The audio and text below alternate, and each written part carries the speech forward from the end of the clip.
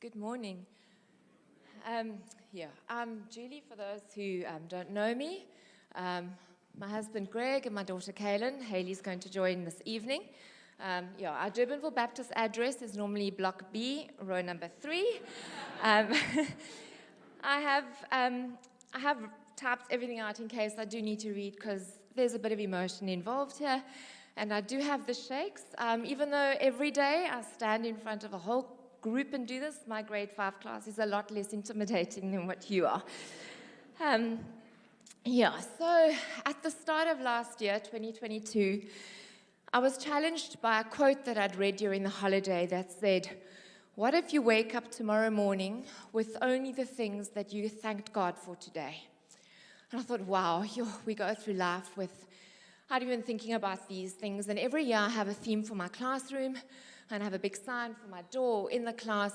And I thought, this is what I'm going to use this year for my class.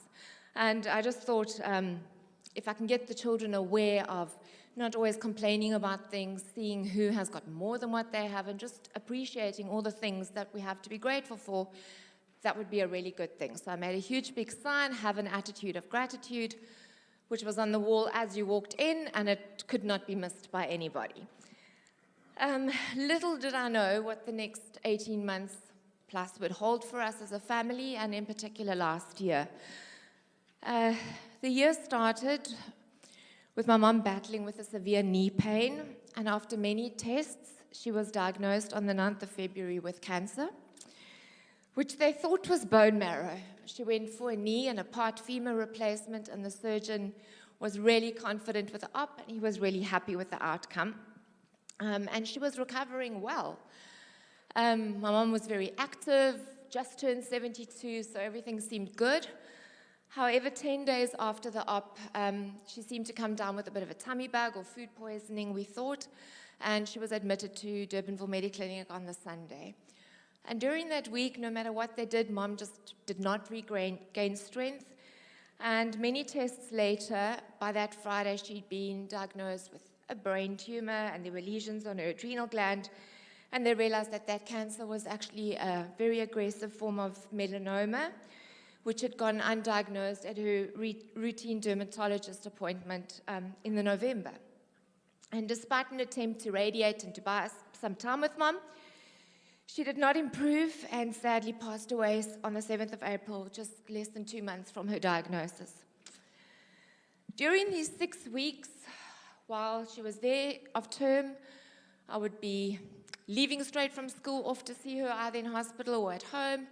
And of course, every morning as I walked into my classroom, there was my sign that I had chosen to put up there, just reminding me that even in this difficult time, I had so much to be grateful for, and I, like I was telling the children to do, had to focus on blessings as well and have an attitude of gratitude. The last month of Mom's life, all she spoke about was wanting to go home to Jesus. The day before she went into her coma, which lasted 10 days, we went to visit her in hospital. We'd just been here at church, and she was very agitated and in a lot of pain. Greg and the girls took my stepdad to the little coffee shop for some coffee, and I stayed with Mom. And I just said, "Can I pray with you?" And I prayed, and I just thanked God for Mom and for the fact that she longed to be with him. And I just prayed that he would take her in his time. And of course, my mom half opened her eyes and said, "So is Jesus taking me today?" And I had to see the humor in it and just go, I'm not sure what part of in his time she didn't understand. I said, "Mom, I don't think it's today. I think he's still polishing your crown." But just that, it was just a blessing to be able to do that with her. And if we look back, what a blessing it was to have a mom who was just so sure of her salvation, who just longed to be with Jesus. I was also blessed to have a mom who was my best friend and with whom I shared many wonderful adventures. And for that, I can only be grateful, because many don't have that relationship. Our family slowly started to navigate life again, and yet 3 months later, Greg's mom passed unexpectedly. Losing both our moms and 2 very involved grannies for our girls really rocked our world. Greg's mom had spent 7 weeks of hard lockdown with us, and as tough as it was for 3 generations to literally be stuck at home together for 7 weeks, we look back now and we're so grateful for that time that we could get to spend with her, for those memories. And we have wonderful videos and photos as well. She was an avid online Durbanville Baptist and continued to share with us online when she went back to PE. When we were allowed to come back to the church building, we had to move to the end of that pew so that she could perhaps see the back of our heads while she was watching online, and in that way be in church with us. I think sometimes she was just checking we were here. And again, as much as we feel her loss intensely, we cannot help but be grateful for another wonderful woman who was always present in our life and always showed so much interest. I, like my mom, go to the dermatologist every year. I have since I was in my 20s, and I'm very sun-savvy. I have been known for many years as the sun police in my family, and it's not a very affectionate term either. And I had been going to the same dermatologist as my mom. I had my last check in the January, just before my mom was even diagnosed. And I've had a mole on my upper arm for many, many years, and it looked exactly the same. However, coming out of the previous winter, the skin seemed a little drier, and so when I went for the check, I mentioned it to her. She said, no, it was just winter skin. It was fine. She wasn't worried, so she just mole mapped it and had no other concerns. However, after Greg's mom passed, I just had this nagging feeling after losing both our moms in such a short space of time. I don't do doctors. I'm a no-drama person, but I just felt I needed a second opinion. And I mulled it over for a while and then said to Greg, I think that's what I need. I just didn't know who to contact. I didn't mention this to anybody else, and yet on 2 separate occasions, people close to us in the weeks that followed mentioned they'd been to a dermatologist and had been impressed by their thoroughness, and both had ended up going to the same. So I decided that was a sign, and I contacted that dermatologist. She could only see me in October, which was still 2 months away, but that was fine. I took the appointment. I went to her on the Thursday in the school holiday, and she asked if I was there because of a family history or a concern, and I said both. And she took one look at the mole and said she just didn't like it, and she cut it out right there, gave me 3 stitches.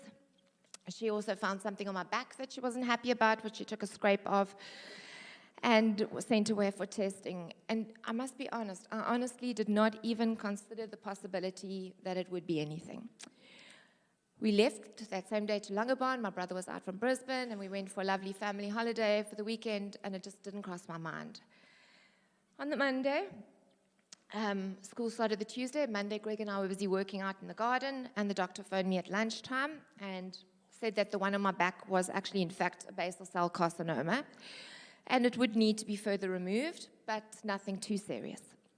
I was relieved because, as I said, I wasn't really expecting anything. Then she went on to say that the mole in my arm was actually a malignant nodular melanoma, the exact same cancer that I'd lost my mom to, not even 6 months before. She explained that had it been only 0.8 mils deep, what she'd done would have been sufficient, but it was already nearly double that, and I would need an op, and soon. She said she would contact a surgeon at Pasco, and they would let me know about a date. And while I was on the phone, Greg came in the garden, and by that stage I was sitting on the step, and he just took one look at me and knew we had a problem. I tend to task mode. Greg tends to need to talk. And I was more concerned about getting back and finishing what we were doing in the garden than actually talking about things. But we did agree we wouldn't share the news with anyone until we had more information. And also because the girls were back at varsity and they had a big week ahead of them, and it just seemed pointless to burden them with it. The next day, term started, and I have a very set routine. Alarm goes off, switch it off quickly, leave Greg sleeping, I go down, make my coffee, sit and do my morning devotions. My phone's normally charging upstairs, and for some reason that morning my phone went down with me. And while I was reading my devotional book, I wanted to read the rest of the chapter, and so I opened my Bible app. And when you open the screen, it goes down to recently highlighted verses. And I have absolutely no idea why I highlighted this particular verse, but about 2 months before Basil had preached about Lazarus, and I had highlighted John 11:4. And that verse says, Jesus says, "This sickness will not end in death. No, it is for God's glory, so that God's Son may be glorified through it." And at that moment, I just had complete peace, and I knew no matter what happened, we had this, and everything was going to be okay. The surgeon's rooms phoned me later on that day and said they would need to operate on the Friday. So we had to let the girls know. I waited until Thursday, and we had to phone them. Not the ideal way to tell them, but I think we did water it down quite a lot. I had a large chunk of my arm removed. I like to call it a shark bite. It's a whole lot more exciting than saying I had a mole removal. They also removed a cluster of lymph nodes under my arm to send for testing to see whether or not the cancer had spread. I honestly cannot remember how long we waited for those results because I didn't feel anxious about it at all. And they did return clear. About 3 weeks after my surgery, I had my first appointment with the oncologist, and he explained to Greg and I the exact type of cancer, how it works. He said it's aggressive, and had I waited until January when my next appointment was booked with the old dermatologist, it would probably have been too late. That nagging feeling for a second opinion did not just happen. I prefer to use the term a God incidence instead of a coincidence. Our family has had many more curveballs, and I've had health issues since then, but we continually try to focus on our many blessings and God's faithfulness. Things I have learnt and I believe and know for sure. I didn't just come across that quote last year. God sent it my way as He knew I would need to see that daily as a reminder to weather the storms that I would be facing. I was constantly reminded last year that this life is not our primary destination. The storms we face develop our character for eternity, and each storm leads us to rely more on God.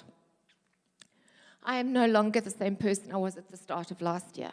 And as hard as the year was, I'm very grateful for the spiritual growth that has come out of it. My faith has deepened and my reliance on God is much greater. I have realized you cannot do it alone. I have a better understanding of 2 Corinthians 12:9 when it says, "My grace is all you need, for my power is greatest when you are weak." I have learned that there is a blessing in every situation. You just have to look up and you look around.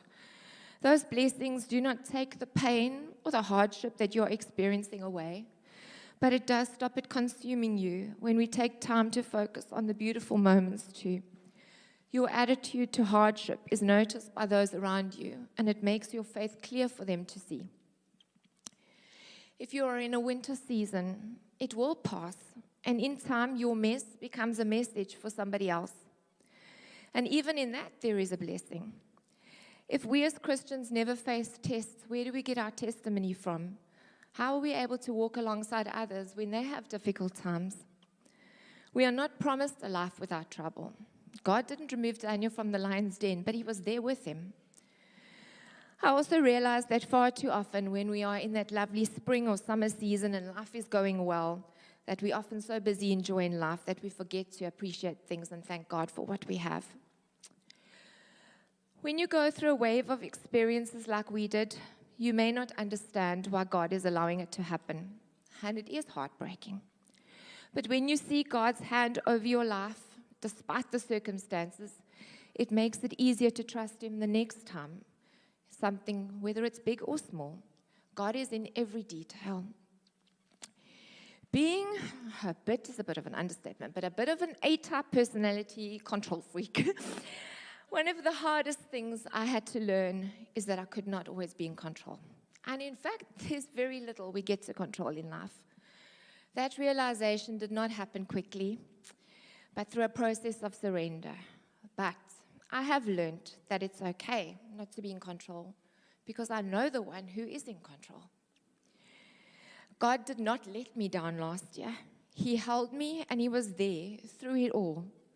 I know that He is faithful, and I know that He won't let me down in the future either. Soon after my mom passed, Kaylin shared a song with our family. Some of you may know it. It's "Just Be Held" by Casting Crowns. And I think even the first line, "Hold it all together, everybody needs you strong," I think that was almost my theme song before that. And I've realized the words continue to be an encouragement to me. And most mornings, it's the song that I play on my way to school, just to remind me. I've asked Brett to organize to to play it. Just listen to the words, and I hope it will be a blessing in your life too, in whichever season you are in, and a reminder that sometimes we just need to surrender and be held. Thank you.